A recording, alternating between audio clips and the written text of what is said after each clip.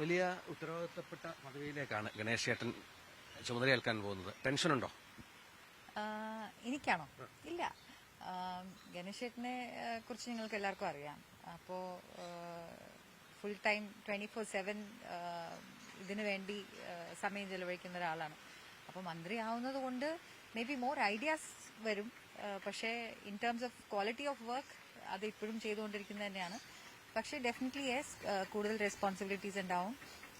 പിന്നെ കാണാൻ കിട്ടില്ല, അങ്ങനെയൊക്കെയാണ്. ബിക്കോസ് ഞാൻ അറിയുന്നു ട്രാൻസ്പോർട്ട് ആയിരിക്കാം കിട്ടാൻ പോകുന്നതെന്ന്. അങ്ങനെയാണെങ്കിൽ ഓഫ് കോഴ്സ് നമുക്ക് എല്ലാവർക്കും അറിയാം ഹീസ് പ്രൂവ്ഡ് ഇറ്റ് വൺസ്, ഇല്ലേ? In the past he's proved it that he can do wonders എന്നുള്ളത്. അപ്പോൾ ഇപ്പോൾ we are hoping and praying that he will be able to actually do the magic all over again. അപ്പോൾ നമുക്ക് നല്ല പ്രതീക്ഷയുണ്ട്. And definitely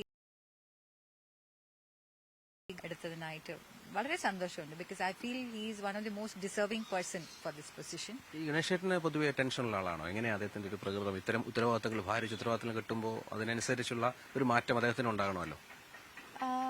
ഇല്ല, കാരണം എനിക്ക് തോന്നുന്നത് ഞാൻ വരുന്നതിന് മുമ്പും അത് കഴിഞ്ഞിട്ടും പലതരം ഇഷ്യൂസായിട്ടും ഞാൻ കാണുന്ന കാലങ്ങളെല്ലാം ടെൻഷനിൽ ജീവിക്കുന്ന ആളാണ്. Every second there's A case. അത് കുടുംബത്തിലെ ആൾക്കാരായാലും ഞാനത് പറയേണ്ട ആവശ്യമില്ലല്ലോ. ഓരോരോ കേസ് എഗൻസ്റ്റ് ആയിട്ട് കൊടുക്കും. അപ്പം അതുകൊണ്ട് അങ്ങനെ ഒരു ടെൻഷൻ എടുക്കുന്ന ആളൊന്നും അല്ല. പിന്നെ എനിക്കും അങ്ങനെയൊന്നുമില്ല. നമ്മൾ ദൈവത്തിൽ വിശ്വസിക്കുന്നു. നമ്മൾ തെറ്റ് ചെയ്താൽ മാത്രമേ നമുക്ക് പേടിക്കണ്ടൂ, അല്ലേ? അപ്പോൾ പിന്നെ അതുകൊണ്ട് കുഴപ്പമില്ല. പിന്നെ ആൾക്ക് ഒരു കാര്യത്തിൽ ഏറ്റെടുത്താൽ he's completely committed, completely into it. അപ്പോൾ അത് ഏതൊരു കാര്യവും പെർഫെക്ഷനോടുകൂടി ചെയ്യുന്ന ഒരാളാണ്. അപ്പോൾ ഇതൊരു കിട്ടുമ്പോൾ ഐ എം ഷുവർ ട്രാൻസ്പോർട്ടിനെ രക്ഷിക്കാൻ എല്ലാ വഴികളും നോക്കും. ഈ 2.5 വർഷത്തിൽ ചെയ്യാൻ നോക്കും എന്നുള്ള നല്ല ഉറപ്പുണ്ട്.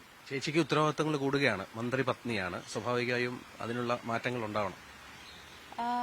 ഞാനിപ്പോൾ ലാസ്റ്റ് 3 years ആയിട്ട് കുറേ കാര്യങ്ങളിൽ ഞാൻ സഹായിക്കാറുണ്ട്.